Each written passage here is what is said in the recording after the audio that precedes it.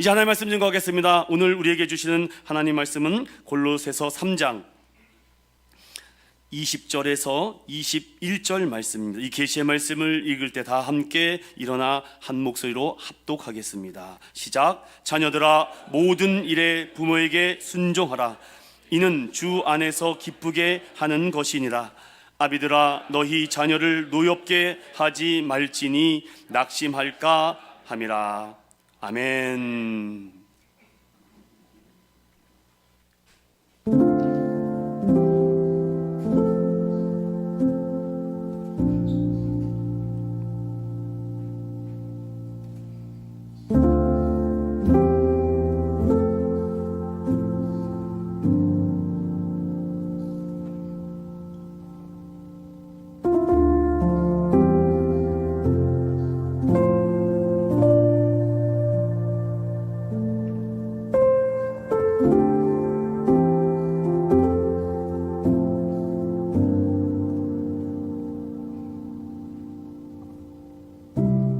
계속 주어도 부족한 게 부모의 마음입니다. 잘해주어도 미안한 게 부모의 마음입니다.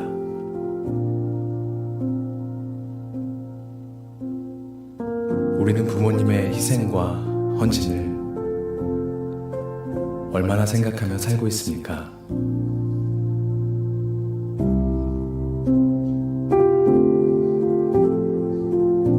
고맙고 눈물이 나는 일은 부모님, 당신을 사랑합니다. 조약돌 같은 손이 어느새 큰 돌덩이 마냥 손이 되어 이제 부모라는 호칭을 얻게 된 그러한 나이가 되어 보니 어버이 주일, 어린이 주일 설교를 준비할 때마다 참 많은 생각들이 들고 가슴이 아플 때가 있습니다. 특별히 가정의 달 설교를 준비하는 목회자로서 참 어려운 점이 있다면 먼저는 부모님이 안 계신 분들이나 혹은 자녀가 없는 분들은 소외당하는 설교가 되기 쉽기 때문이죠. 가정의 달 부모님을 잘 공경하고 또한 자녀를 잘 양육하라는 설교가 부모님이 일찍 돌아가신 분들이나 자녀를 보지 못한 분들에게는 공감할 수 없는 설교가 될까 늘 조심스럽습니다. 그러나 오늘 함께 나눌 말씀을 묵상하는 가운데 제 생각이 많이 짧았다라는 생각을 하게 되죠. 예수님 시대는 지금보다 더 많은 고아와 과부, 그리고 수많은 전쟁과 굶주림과 질병으로 인해 소리 없이 사라져가는 수많은 가정들을 예수님은 찾아가셨기 때문입니다. 그러므로 이 말씀을 피하지 말고, 할 수 없다 하지 말고, 오늘 이 말씀을 통해서 가정 천국을 이루라고 하신 하나님의 본질적 사명과 뜻을 찾아가는 저와 여러분 되시기를 예수님 이름으로 간절히 축원드립니다. 그림 하나를 볼까요? 자녀와 부모와 자녀의 인생의 사이클을 보여주는 한 그림 아닐까요? 배불러서 자녀를 출산하고 어린 자녀를 업고 안고 이고 다닌 그 세월, 어느 순간 부모님은 병들고 나약해져 이제는 자식에 의지하지 않으면 걸을 수 없는 그런 인생이 되어 결국은 부모님을 안고 이고 업고 있는 자녀의 모습으로 바뀌게 된다고 하죠. 그리고 결국은 고이 보내드리는 것이 우리 인생의 한 모습 아닐까요? 처음 결혼을 한 영국의 부부가 65주년이 되어 똑같은 장소에서 같은 모습으로 사진 촬영한 장면이 있었습니다. 다른 거는 변하지 않았는데 모습이 많이 바뀌었죠. 여러분 어떻습니까? 같은 곳, 같은 장소, 같은 곳을 바라볼 수 있다는 것만큼 큰 은혜가 없지 않을 것 같습니다. 사도 바울의 서신서를 묵상하면 가정, 부모, 남편, 아내, 자녀, 그리고 여러 가지 말씀들 중에 특별히 가정에 대한 이야기를 사도 바울은 얼마나 많이 한 줄 아십니까? 그런데 사도 바울을 연구해 보신 분들은 잘 알겠지만 사도 바울은 독신이었습니다. 결혼도 못했고 자녀도 낳지 못했습니다. 그러면 우리는 이렇게 생각하기 쉽죠. 하나님이 바울을 사랑해 주지 않아서 가족을 주시지 않았구나. 하나님이 이 바울에게 다른 문제 때문에 가정이라는 이 공동체를 허락하지 않은 것일까? 자녀들을 주시지 않은 것에는 여러 가지 이유가 있을 것입니다. 사도 바울을 중심으로 생각해 보면 성경은 사도 바울이 주님의 일에 더 집중하면서 살도록 하셨기 때문이다라는 말씀들을 종종 하게 되죠. 저는 이렇게 여러분들에게 이 말씀을 드리고 시작하려고 합니다. 자녀를 허락해 주셨다면 하나님께서 내게 맡기신 선물임을 알고 잘 양육하라는 뜻이고, 배우자나 자녀들을 주시지 않았다면 내 자원을 다해서 주변의 많은 자녀들을 섬기고 주님의 일에 더욱 집중하라는 뜻이 아닐까요? 또한 부모님이 계시다면 부모님께 효와 공경을 다하라는 말이고, 하나님께서 부모님을 먼저 데려가셨다면 주님의 일에 더 집중하여 나를 부르셔서 내가 보지 못한 일들이나 주변의 수많은 부모님들을 보살피라는 하나님의 뜻 아닐까요? 내가 낳은 자녀가 아니더라도 그 자녀를 하나님의 자녀로 알고 섬기라라고 성경은 말하고 있습니다. 그림 하나를 또 보여드리고 싶어요. 2012년 5월 8일 저희 첫째 아들이 이제 3살 넘어가는 때에 어린이집에서 처음으로 아빠 얼굴이라고 해서 그려준 것인데, 제가 매년마다 이 그림을 봅니다. 그 아이가 어떠한 생각으로 내 모습을 그렸을까, 제 코가 저렇게 까맸을까라는 생각도 들고, 그래도 나름대로 표현하려고 하는 그 모습을 보니까 참 이제 부모가 되어가는구나 라는 생각도 하게 되었습니다. 사랑하는 믿음의 성도 여러분, 우리 인천은연교회는 다음 세대를 살리고 세우고 키워나가려고 하는 교회입니다. 그래서 누구보다도 여러분들 다음 세대들 위해서 사랑해 주시고 격려해 주시고, 또 나의 아이라고 생각하고 나의 자녀라고 생각하고 나의 부모라고 생각하는 그런 성숙한 믿음의 그리스도인들이 되시기를 예수님 이름으로 축원드립니다. 10계명 중에 5번째 계명을 내 부모를 공경하라라고 주님은 우리에게 권유한 것이 아니라 명령한 것입니다. 하나님과 사람에 대한 계명의 4가지 계명을 먼저 주시고, 그리고 사람과 사람, 인대인으로 가장 먼저 주신 것이 내 부모를 공경하라라는 말씀이죠. 신명기 그리고 출애굽기에도 동일하게 이 말씀이 담겨져 있습니다. 성경은 이것이 약속 있는 첫 계명이다, 내가 잘되고 땅에서 장수의 축복을 허락해 주겠다라고 말씀합니다. 그러면 오늘 이 10계명의 말씀을 중심으로 특별히 이 골로새서에서 이 옥중서신 중에 하나인 이 골로새 교회에 왜 사도 바울이 이 자녀들과 아비들에 대한 이야기를 했는지, 그 이야기를 하나씩 살펴보도록 하겠습니다. 먼저 첫 번째, 우리 20절을 다 같이 읽어보겠습니다. 시작.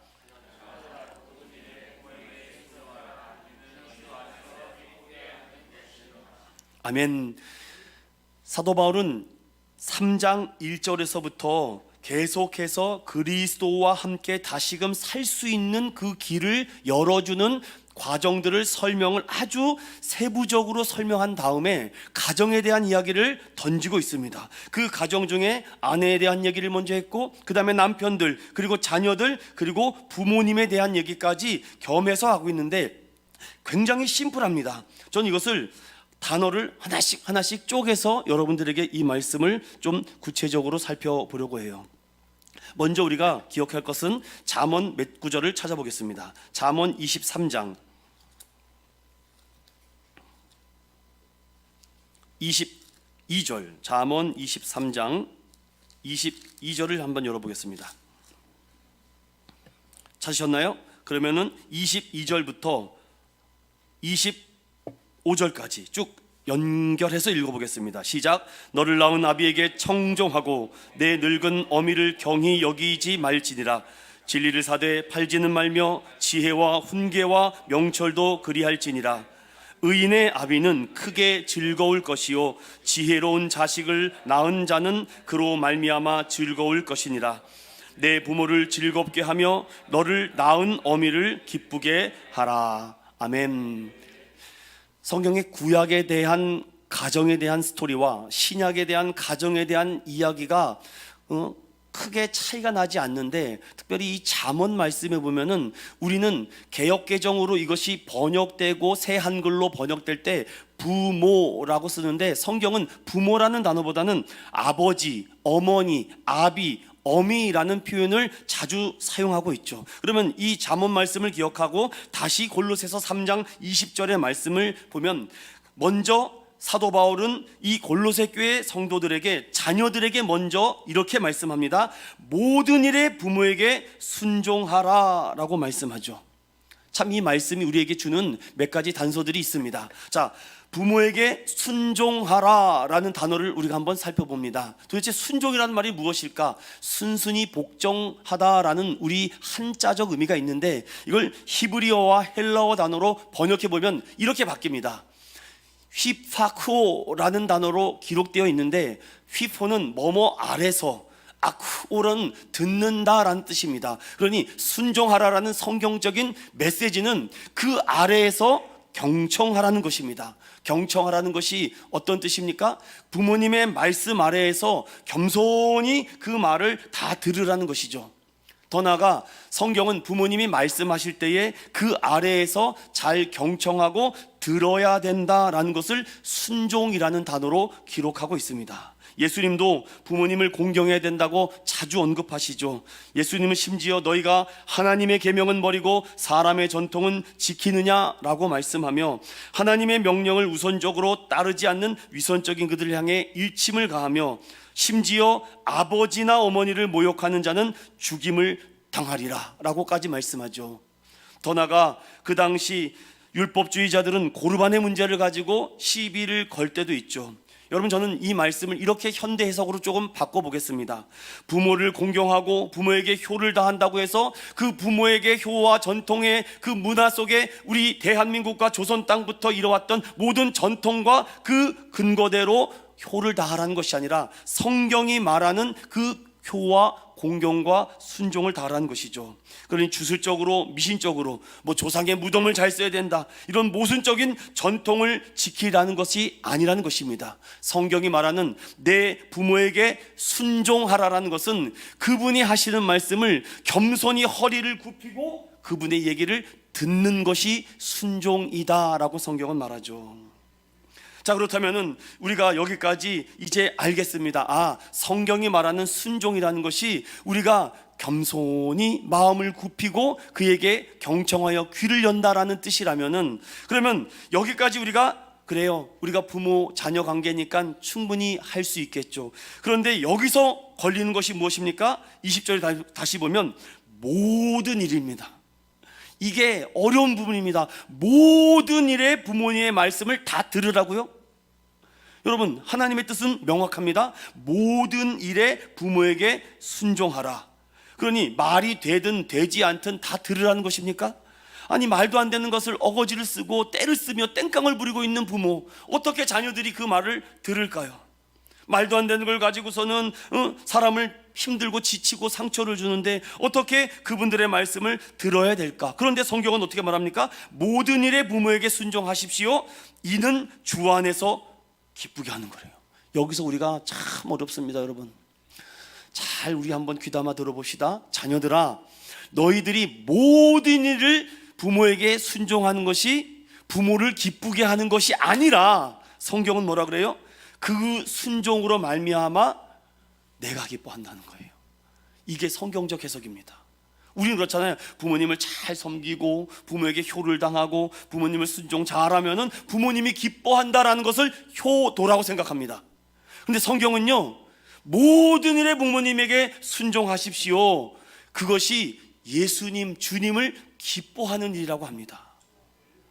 여러분, 여기서 세상 사람들이 말하는 효와 경공과 성경을 말하고 그리스도인들이 말하는 효가 완전히 달라요. 성경에 여러분 32,000절이 있는데 효라는 단어가 딱 한 번 나옵니다. 딱 한 글자 나와요. 그렇다고 해서 우리가 효에 대해서 기독교가 유교처럼 저 불교나 다른 캐톨릭처럼 무시하냐? 절대 그렇지 않습니다. 얼마나 많은 효에 대한 얘기를 하고 있는데, 그럼 이 부분에 대해서 저는 조금 더 이해를 돕기 위해서 유진 피터슨 목사님의 메시지 성경에 대한 이 부분의 해석을 그대로 전달해 드리겠습니다. 자녀 여러분, 부모가 여러분에게 하는 말을 따르십시오. 그것은 주님을 한없이 기쁘게 해드리는 것입니다. 저는 여기서 그리스도인들이 갖고 있는 효의 관점이 세상에 말하는 관점과 완전히 다른 것이죠. 부모를 공경하고 부모님을 사랑하고 효를 다하는 것이 하나님을 기쁘게 하는 일이라 라고 말씀하는 것입니다. 이것을 이렇게 제가 말씀을 나누고 싶어요. 모든 일에 순종하라는 것은 하나님의 뜻이기 때문에 우리가 거기다가 어떠한 미사여구도 붙여서는 안 되겠죠. 그런데 이 일이 주님이 기뻐하신다는 그 의도와 의미가 무엇일까라고 이 골로새서와 이 전체적인 옥중성신에서 사도 바울의 관점을 보니까 이 말이에요. 눈에 보이는 부모도 사랑하지 못한다는데 눈에 보이지 않는 하나님을 어떻게 사랑하겠습니까? 사랑하는 여러분, 공감이 되시고 이해가 되십니까? 눈에 보이는 이웃도 사랑하지 못하고, 아니 눈에 보이는 부모도 사랑하지 못하는데 어찌 눈에 보이지 않는 하나님을 사랑한다라고 거짓말할 수 있을까? 이런 의도와 말씀이 내포되어 있다는 거죠. 그러니 그리스도의 삶의 목표에는 주님을 기쁘시게 하는 일이 무엇인가를 날마다 우리가 돌아봐야 되죠. 그 중에 하나가 부모님께 그 모든 일에 순종하는 것이다.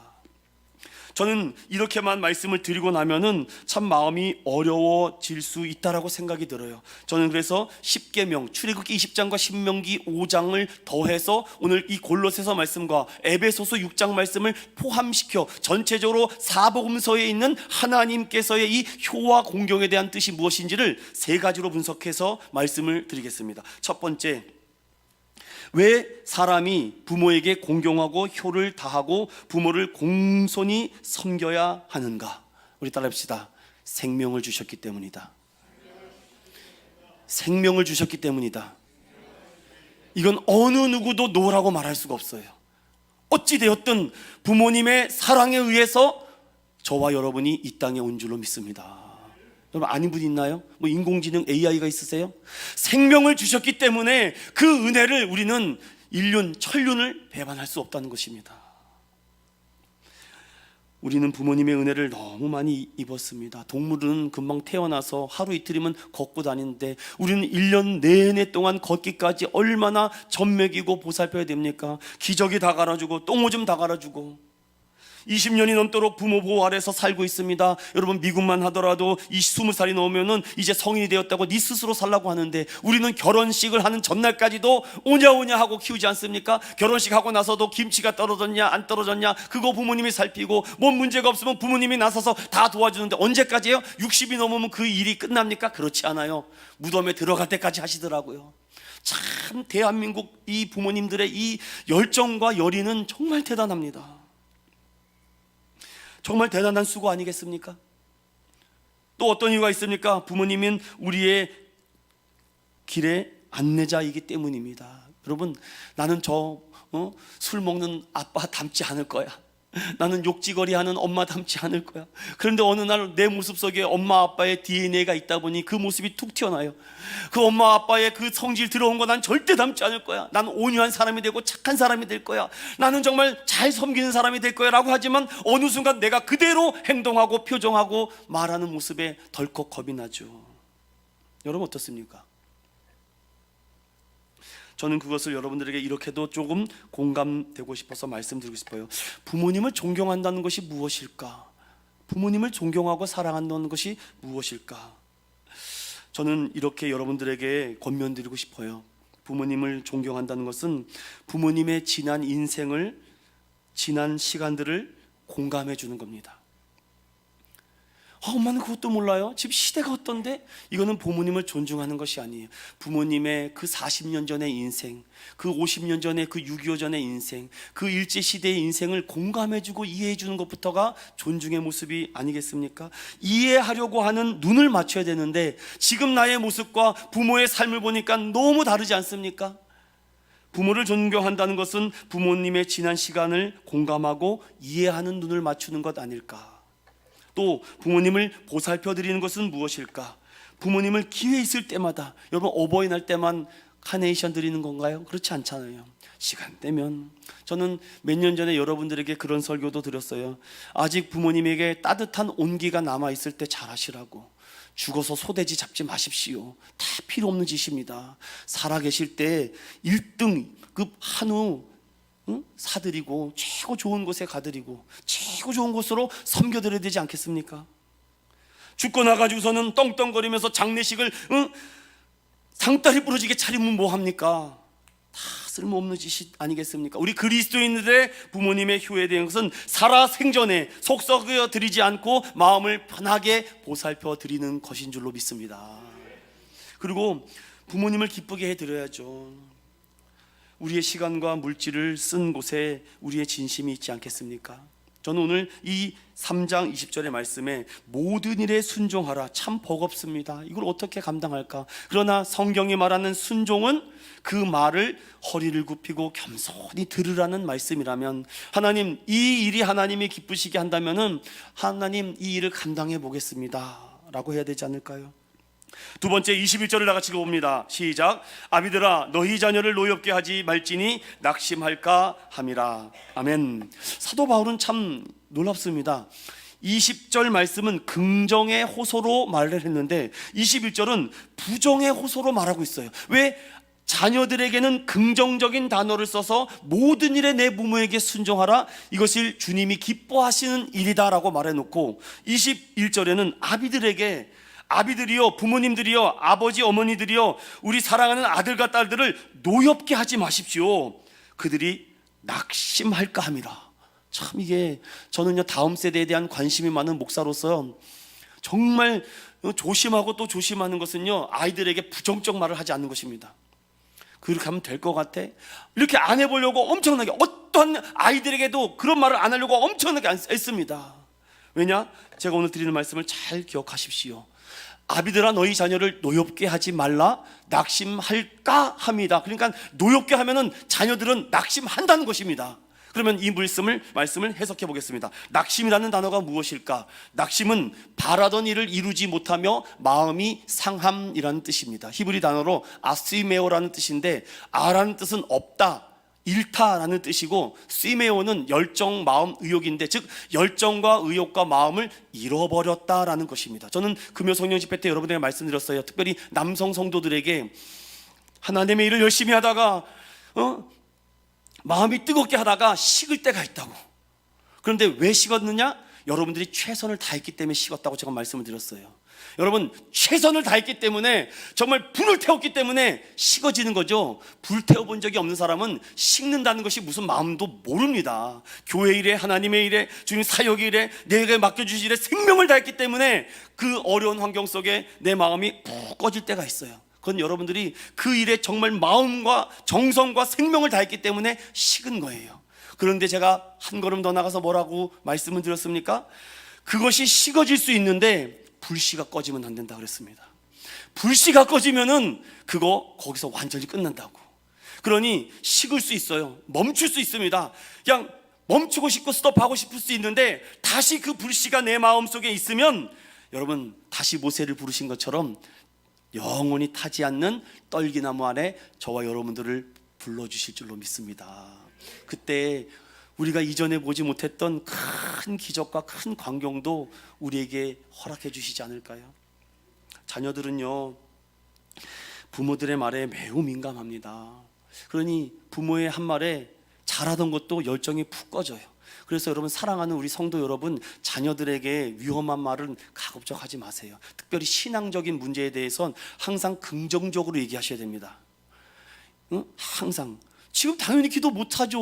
지금 예배드리기 싫어합니다. 여러분, 얼마나 어렵겠습니까? 피곤하죠. 학업에 얼마나 스트레스를 받겠습니까? 그러나 신앙에 대한 어떤 문제에 대해서 본질을 훼손하지 않는 것에 대해서는 여러분들 계속 타일러 주십시오. 그리고 기다려 주셔야 됩니다. 왜냐? 성경은 아비들아 너희 자녀를 노엽게 하지 말라라고 말씀하셨는데, 제가 몇 가지 예를 들어드리겠습니다. 2017년 청소년 통계에 청소년의 가출 원인의 첫 번째가 부모님 가족 갈등 74.8%였다고 합니다. 지금은 더 심해요. 여러분, 지금은 뭐 한 80% 이상 되지 않겠습니까? 경제, 뭐 학교 다니시면서 친구, 뭐 따, 왕따 등등도 있겠지만 결국은 부모님에 대한 이런 갈등과 어려움과 여러 가지 뜻하지 않는 사건 때문에 자녀들이 망가지는 경우가 많죠. 청소년이 가정 밖 생활하는 주된 이유가 가족 간의 갈등이라고 합니다. 이런 실제적인 데이터만 보더라도 아이들이 얼마나 예민하고 민감한지 그 소중한 시간을 여러분 어떻게 그냥 보내게 하겠습니까? 아이들은요 정말 의욕도 충만하고, 여러분 올라오시면서 봤잖아요. 어느 교회가 이렇게 합니까 여러분? 저는 이렇게 하라고 시키지 않았는데 여러분들 자원해서 아이들이 이렇게 하는 모습을 보니까 참 이뻐요. 정말 참 다음 미래가 있는 우리 다음 세대가 아닐까. 자녀들은요 참 우리 부모님에 대해서 그냥 흘러들여오는 말도 깊게 듣죠. 그래서 저도 청소년 시절을 돌아보면서 참 그랬던 일이 있었겠구나, 그랬었겠구나. 그래도 하나님 지금까지 잘 여기까지 인도해 주신 하나님 감사합니다.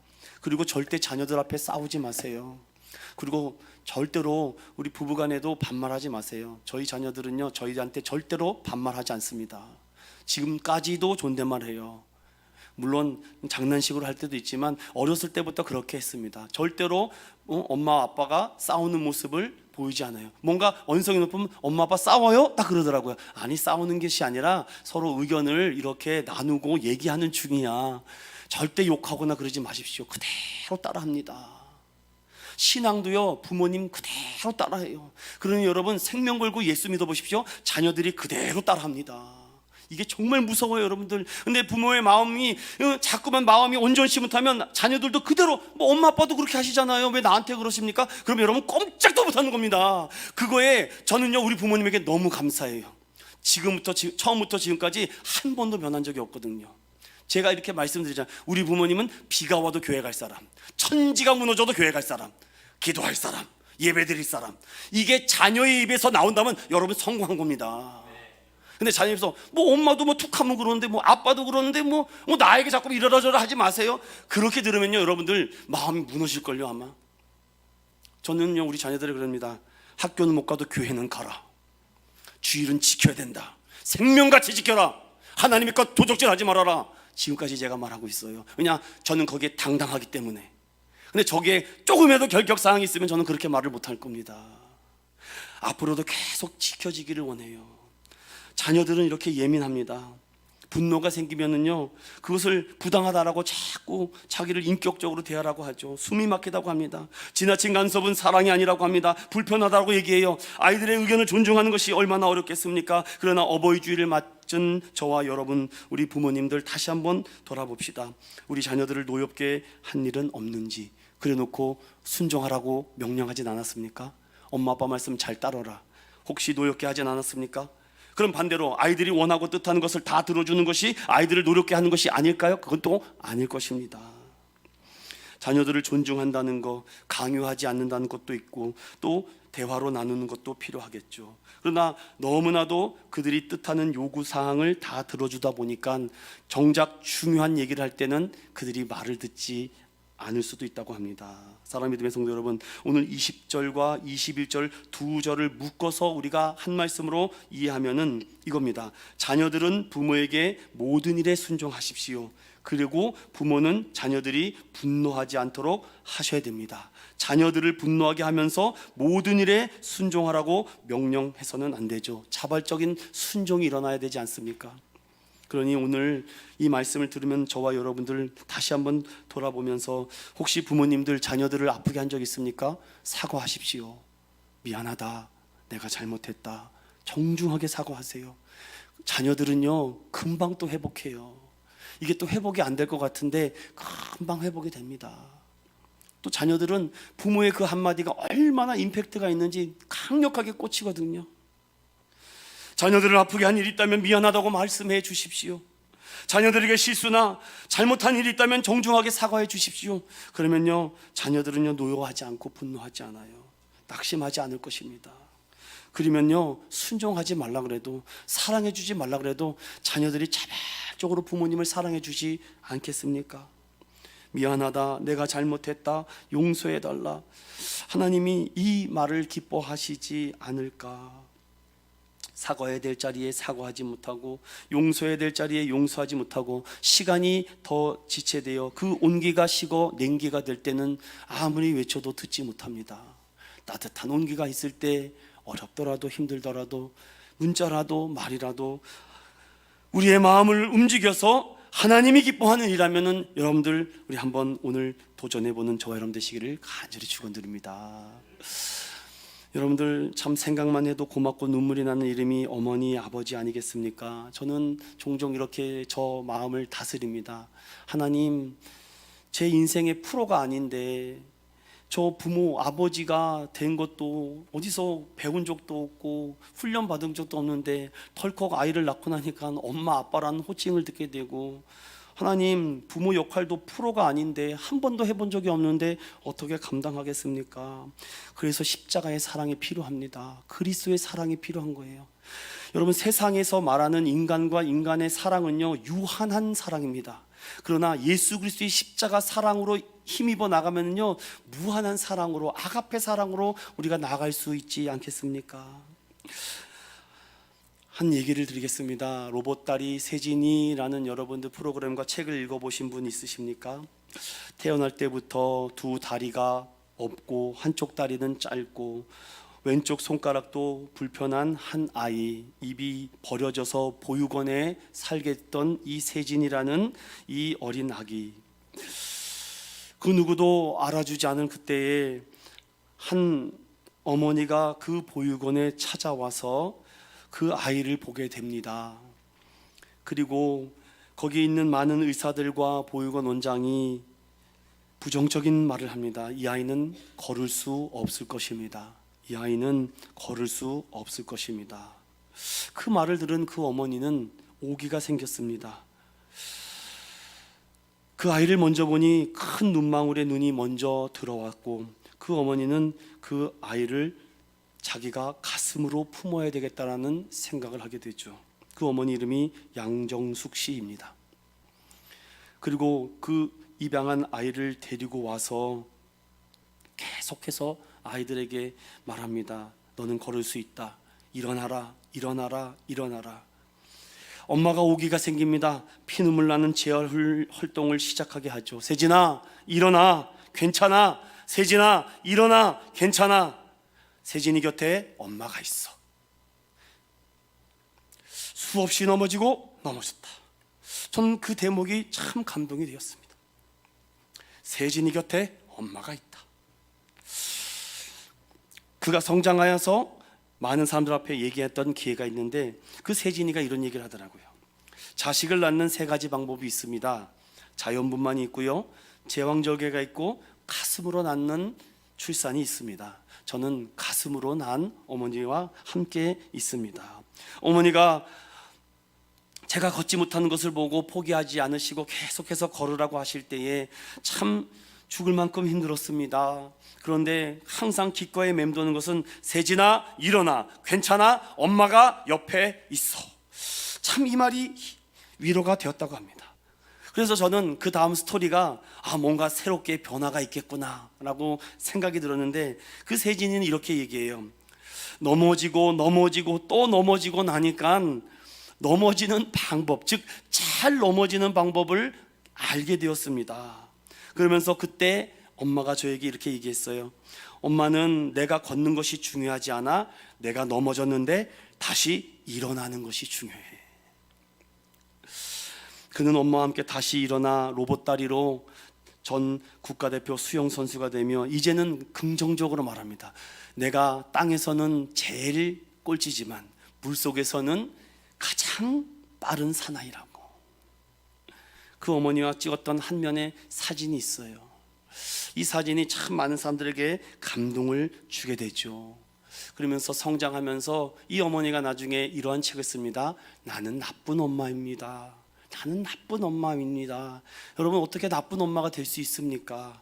자기가 배 아파 난 아들도 아니고 가슴으로 난 아들을 이렇게 멋지게 훌륭한 아들로 자라게 했으니 고마워해야죠. 그럼에도 지난 세월을 돌아보니 나는 나쁜 엄마다라고 말합니다. 유대인 경연에 하나님은 도처에 가 있을 수 없기 때문에 어머니를 만들어 주셨다라는 글이 있었습니다. 결론으로 말씀을 마치겠습니다. 저는 그래서 그래도 되는 줄 알았습니다. 그래도 되는 줄 알았어요. 엄마는 그래도 되는 줄 알았습니다. 심순덕 시인이 쓴 이 시에 여러분들 소개해드리고 마무리하겠습니다. 2002년 심순덕 시인이 지은 엄마는 그래도 되는 줄 알았습니다. 엄마는 그래도 되는 줄 알았습니다. 하루 종일 밭에서 죽어라 힘들게 일해도 엄마는 그대로 그래도 되는 줄 알았습니다. 찬밥 한 덩이로 대충 부뚜막에 앉아 점심을 때워도 엄마는 그래도 되는 줄 알았습니다. 한겨울 냇물에 맨손으로 빨래를 방망이질해도 엄마는 그래도 되는 줄 알았습니다. 배부르다 생각 없다 식구들 다 먹이고 굶어도 엄마는 그래도 되는 줄 알았습니다. 발 뒤꿈치 다 해져 이불이 소리를 내도 엄마는 그래도 되는 줄 알았습니다. 손톱이 깎을 수조차 없이 닳고 문드러져도 엄마는 그래도 되는 줄 알았습니다. 아버지가 화내고 자식들이 속 썩여도 전혀 끄떡없는 엄마는 그래도 되는 줄 알았습니다. 외할머니가 보고 싶다, 외할머니가 보고 싶다.